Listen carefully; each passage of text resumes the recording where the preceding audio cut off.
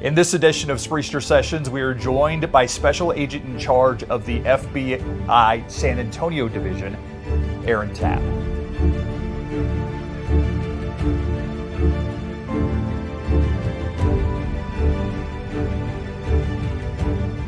Aaron, welcome to San Antonio, first of all. I know you've been here 3 months? Hi, Steve. Yeah, I've been here about 6 months. Yeah. 6 months. Okay. Talk about, when I looked at your bio, I saw accountant by trade. At first blush, I didn't put those two together, accountant and FBI agent, but it makes sense when I look at your background. Yeah, so, I didn't put accountant and FBI agent together either. In fact, when I first, I've always wanted to be an FBI agent since I can remember. I don't know what it was about this profession and this calling that brought me here, but I've always wanted to do it, and that was always my plan. And as I got older and started to get serious in college, I interviewed a former FBI agent and kind of talked to him about what I needed to do in order to get into the FBI. And he said, he asked me what my major was, and my major was something like communication or whatever the high school counselor told me I should do. Yeah. And he said, okay, first thing tomorrow, go change your major to accounting. Because you're not going to get in the FBI if you're not an accountant. So I did. The next day I went and changed my major to accounting and went on to finish with a BS in accounting, got an MBA, and I've been grateful I have. And the FBI looks at that background because of the skills that the accounting program brings to being able to examine financial statements, being able to critically think and evaluate data and numbers. And so we really do like accountants, and it's one of the professions we draw from, along with law and cyber and engineering and other professions. But yeah, a lot of people, think law enforcement or military, but accounting is one of the top backgrounds. You have a very diverse background. I mean, you've done cyber crimes and financial crimes, which maybe you would associate with an accountant, but you've also been on the SWAT team. Is that part of what drew you to the FBI? It is. Every day, I love it, the FBI because of that. Every day is different, and there's so many different diverse paths that you can take when you come into this organization, and you can really choose something that interests you and do different things. And I've loved that part of the job, being able to do different things and experience different things and see different parts of the world that I never would have seen if I would have followed the accounting path. Yeah, this is not the first time you've been in the San Antonio field office. I was an agent here from 2007 to about 2013. I worked mostly financial crimes, but I was on the SWAT team here in San Antonio when I was here before. And so I'm very familiar with the area. We loved it when we were here before. We loved the people. We loved the area. And when we left, it was with a little bit of a broken heart because I didn't think we'd ever get back here again, and we did. And so the plan is to stick around for a while. Yeah. Are you comfortable with the fact that as this is such a huge office, I mean, you take up such a huge part of the state of Texas. Yeah. You are really the face of the FBI for so many people in this community. Is that taking a little bit of getting used to, or are you comfortable in that role? Sure, it is. And look, I stand and represent 600 plus people who are phenomenal people, but we're ordinary people, and we're ordinary people doing extraordinary work because we have an extraordinary mission, and that is to protect the American people. And so it does take a little bit of getting used to, and it's a role. We joke that we're not used to being behind cameras and lights, and that does take a little bit of getting used to. But I am very comfortable with this office and with the mission because it does drive right down to my core. When you talk about driving right to your core, financial crimes, cyber attacks, is that kind of at the heart of what you are or what you have been in the past and still are? Sure, yes. I came in as a financial crimes and public corruption agent. I started in upstate New York and really got into the middle of big cases quickly in Albany. Then I came here as a financial crimes agent. I went to the terrorism section back at FBI headquarters and looked at terrorist financing. And then I've done a little bit of everything from cryptocurrency to cybercrime to terrorism to counter intel to national security work. But all of it comes with the same mission, and that is to protect the American people.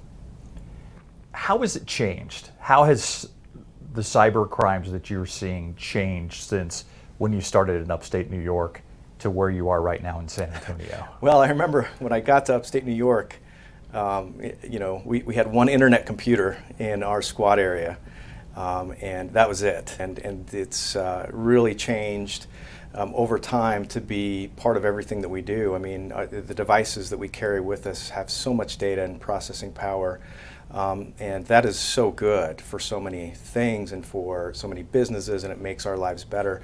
But it also enables bad actors and criminals to take advantage of that technology for nefarious means. And so everything has changed since I've been in 21 years ago. And we have to adapt, we have to innovate, we have to do things differently and make sure that we're keeping up with that rapid change. And that's one of our challenges. I think that's a challenge for a lot of companies, a lot of businesses, to keep up and to stay in front of that change. Is it daunting? I wouldn't say it's daunting. It's a challenge, but it's a good challenge. It's a fun challenge. It's an exciting challenge. The cadre of people that we have in this organization shock me every day with what they can come up with to overcome and to solve problems and to innovate. We've just got great people. Yeah. Is there a partnership to be had here? I mean, the FBI can't do it when you talk about business crimes. Even when you talk about violence and you talk about terrorism, I mean, the FBI can't do it by themselves. It's absolutely true. You have to rely on the community. Am I correct? Absolutely true. Our pillars that we stick to and we try to enforce with our people are partnerships, process, people, and innovation. And those partnerships extend from our law enforcement partners, but also our private business partners and the community. And we need people to work with us. We can't do this alone. Really the police are the public and the public are the police. That is true in Texas, and it's true in San Antonio, and we really have to work together in order to stay in front of and to protect the citizens of San Antonio. Has that been one of your goals, to get out in the community and tell the community, hey, this is who I am, this is where I am, all that stuff? It has been, yeah. I've spent a lot of time talking to people, different groups, religious, civic, private sector groups. I'm speaking at a cryptocurrency conference tomorrow in Austin. Was down in the Valley last week, and so I do spend a lot of time getting out and talking with the community and reinforcing our need for them to work with us in order to make them safe. When you see something like a Crowdstrike, I know it wasn't a criminal thing, it was a bug, but when you see what it did to so many different entities, how does that hit you maybe different than it hits the normal person? So, we didn't know what that was for the first couple hours, and of course, you're always thinking that, oh no, is this an attack? Is this some sort of cyber incident that the FBI would be involved in? And then, your blood pressure goes down a little bit when you figure out it was just a bug, but being just a bug doesn't make a difference to all those businesses who are down. Some still are down. But you do look at things differently because you realize how big of an impact one minor patch or one minor piece of code could impact so many different businesses, and you realize the interdependency of all of what we do in this day and age. And it really reinforces, the need to have contingency plans and backup plans and redundancies and thoughtful, smart people looking at what could go wrong and trying to prevent bad things from happening by implementing smart process. Is that true even for the average person out there that's watching this interview wondering, what can I do to protect myself against a cyber attack? Absolutely. There's simple things everybody can do to protect themselves against a cyber attack, a financial scam. It's funny, I have, my wife was the target of a financial scam not too long ago, and for a minute it had her going, and so these scammers are getting more and more sophisticated, and they're getting more able to, with the use of AI, with the use of other technology, they're getting really good. But I think what people can do is just maintain a healthy skepticism with things like financial opportunities that look really, really good or too good to be true. Really take a look and a deep breath before making an investment that may not be something you're totally familiar with. And then trusting professionals who have a background in financial crime or financial investment opportunities. Then really just slow down, take a deep breath, and have a healthy skepticism. No need to be cynical. No need to be to not believe anything. But a healthy skepticism is how we like to approach those types of things. Yeah, that's good advice. So if I want to change gears here and talk about a few weeks ago, the political vitriol, I think, with the social media and with all the things that people have access to put out what they think or to get information, and you saw the attempted assassination attempt against former President Trump. How concerning is political violence to you in your office? Violence for any reason is concerning. Folks are welcome to and encouraged to in our society to have opinions and ideas and thoughts and to voice those in the public square.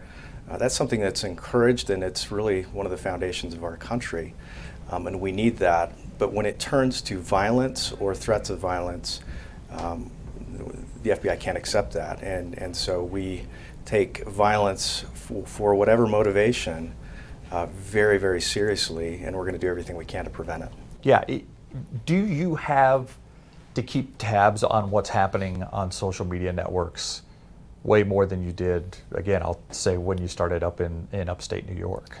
So I'm aware of. I don't spend a lot of time on social media, to be honest with you, because I don't find it very uplifting and enriching. But I am aware through my team and through briefings that I get about what's generally going on. But yeah, social media wasn't a thing when I came in 21 years ago, and the concept would have probably blown our minds back then. But it has become a dominant force in our culture.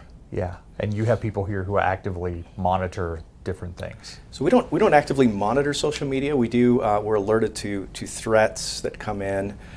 Citizens make us aware when a threat is made on social media, and obviously we follow the news, but we're not out there monitoring what's going on social media. It's not something we do. Yeah. Do you have one concern that stands out above all others when it comes to San Antonio, when it comes to this particular field office? I don't know that I have one concern. I mean, as you know, Steve, the area of this office covers from north of Waco down to Brownsville, north to south, and then it goes out to Del Rio, 679 miles of border. It's a broad area, and so there's not one concern that keeps me up at night. There's a series of concerns that are always on our mind. Obviously, terrorism remains, and I think always will be, in my career, the number one priority of the FBI, and terrorism in the form of internationally inspired terrorism and domestic terrorism. Our biggest concern in that realm is the lone actor, which doesn't give us a lot of opportunity to detect a scheme or a plot beforehand. The cyber-enabled crime you mentioned is becoming more and more prevalent, and we worry that our elderly population is being fleeced by fraudsters who sense a very wealthy and vulnerable population. And so I worry about that. I also worry about our children online. We've got agents and analysts who spend all day, every day trying to protect our children online. And then, of course, you've got the ransom, virtual ransom attacks that are going down around the border. So there's plenty to keep us busy. There's a diversity of things that we need to do. But again, it boils down to our mission, and that is in all ways to protect the American people. What's your final question for you, unless you have something else you want to add, but what is your message to South Texans as they're watching this and trying to get to know you and get a sense of who you are? I think what I would emphasize is, again, the absolutely incredible work being done by the FBI of the people of South Texas. The people, the men and women who come to work every day, 600 of them from north to south, east to west, are doing incredible work. They're working long hours, they're working weekends, they're innovating, they're finding ways to solve problems, and they are working for the people of South Texas. And I think if I could bring in the viewer just for a day and walk around with me and brief the average citizen on the work being done by the FBI here in San Antonio and across this area, they'd be blown away. It's incredible work. Yeah, do you think it would change some people's opinions of the FBI? It absolutely would. It absolutely would. It's the word I use is energizing as I see the work, because it's really inspiring work, and I think I wish I could bring people in, because it absolutely would change the minds of a lot of people. Yeah. Aaron Tapp, that's all the questions I have. Anything else you want to say? No, thank you, Steve. Really appreciate this opportunity, and really appreciate you coming in. Yeah, let me welcome you to San Antonio 6 months late. Yeah, thank you. Better late than never. Yeah, it's a pleasure. Great, thank thanks. you.